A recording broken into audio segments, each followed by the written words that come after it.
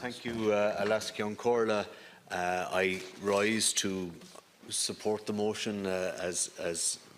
signature to the motion. I want to speak specifically to the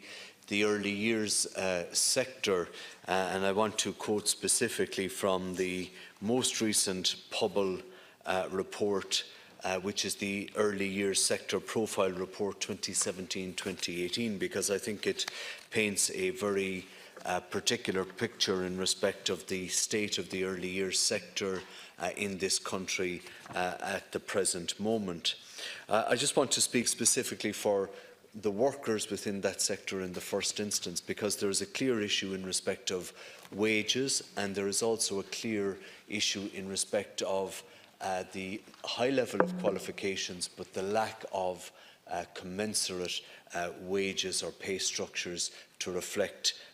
those qualifications, and also the issue of retention. So if I am quoting specifically from the Early Years Sector Profile Report, which the Minister herself will be very familiar with because she wrote a foreword to that report itself, on the issue of wages, where it shows that the average wage of an early years assistant is £11.20 per hour, and that is across 48% of all staff within the sector, which is 70 cents lower than the so-called living wage, and that the average rate of pay for all staff who work directly with children is approximately £12.17. It's a very interesting report because it also goes into the issue of those people who have high qualifications but are on low wage structures. So, for instance, 60% of those working directly with children earn less than the living wage, and that job title has the biggest influence on wages, followed by length of time in the sector and length of time in a particular service. And qualifications was the fourth most important factor, accounting for 10% influence on how wages are calculated.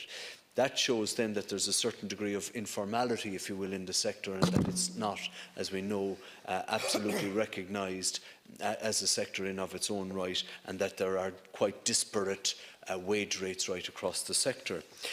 But the issue of qualifications is important because the sector is becoming more qualified,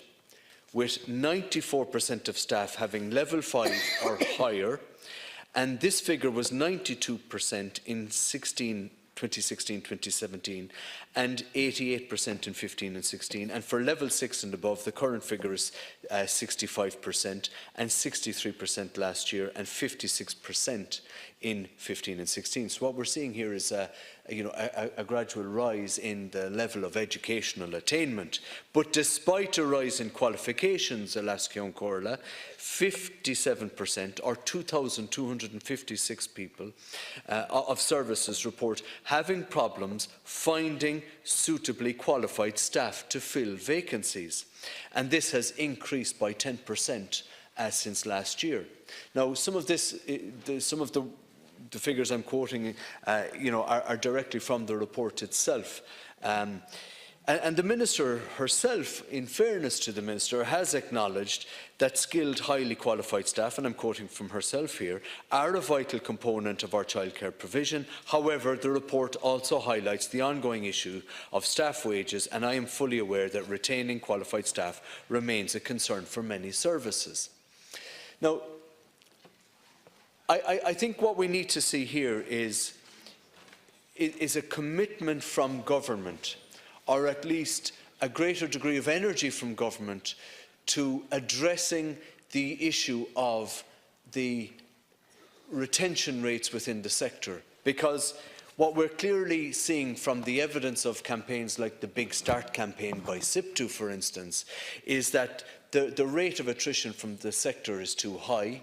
There is no formal sectoral employment order.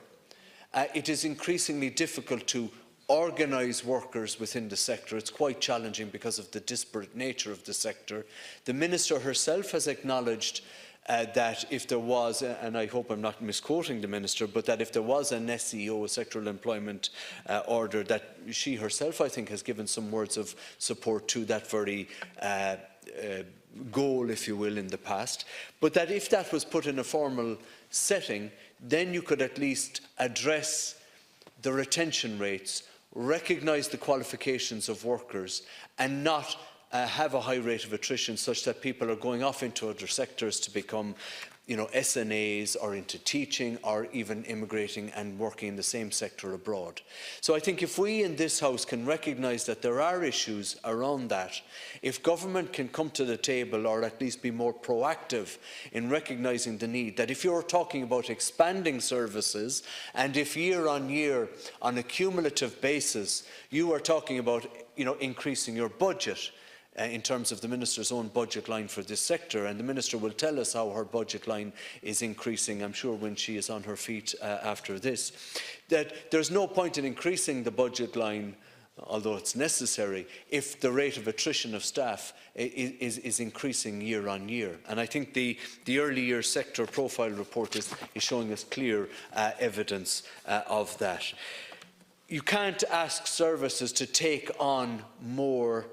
additionality or more children if the capability isn't there or the capacity isn't there because of a lack of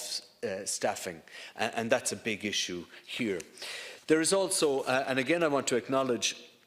the work that the Big Start campaign is doing, because I think we across the political divide have given our support to that campaign. Politically, I think everybody in this House, has acknowledged the validity of the campaign and the need to,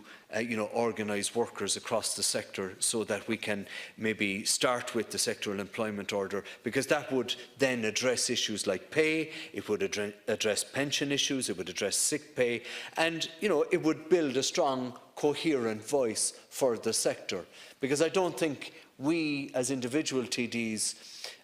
should be coming in here at this late stage in 2019 when we don't even have a formal structured affordable childcare scheme up and running. I don't think we should be there should be a need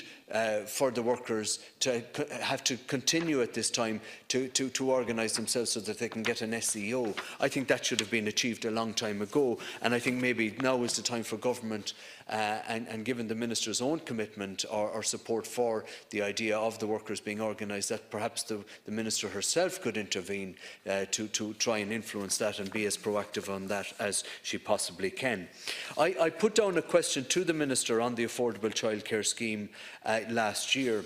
because I wanted to know when the affordable childcare scheme would be, formally up and running. And there was an announcement made in Budget 2019, but if I am interpreting the Minister correctly, we will not see the rollout of the affordable childcare scheme until the end of this year. And I think by any rational analysis, it's fair to assume that that may not actually take place until 2020. But when I asked the question of the Minister as to when the affordable childcare scheme would be up and running or would be put in place, the Minister did say that work, and I quote from her reply, that work is currently ongoing on both of these